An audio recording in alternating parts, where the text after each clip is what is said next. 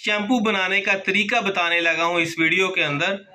बालों की शाइनिंग के वाले से, बालों की खुश्की के वाले से, बालों के टूटना और उसकी लेंथ के वाले से अगर परेशान है तो ये शैम्पू आप घर के अंदर बना सकते हैं।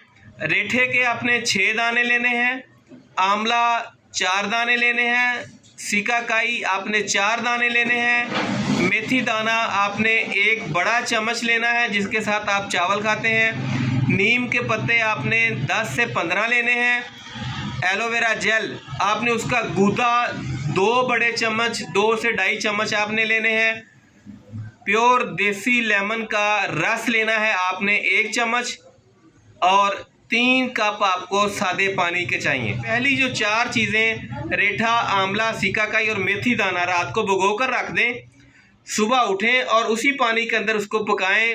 15 से 20 मिनट पकाने के बाद तमाम चीज़ों को निकाल कर बाहर रख दें।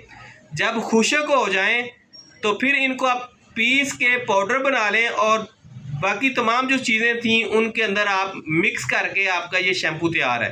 फ्रिज के अंदर रख लें और 20 दिन के अंदर इसको ख़त्म करें। रिज़ल्ट आपको पहली दफ़ा मिलेगा। 5 मिनट लगा रहने दें और उसके बाद आप अपने सर को धोएं। रिज़ल्ट ज़बरदस्त रहेगा।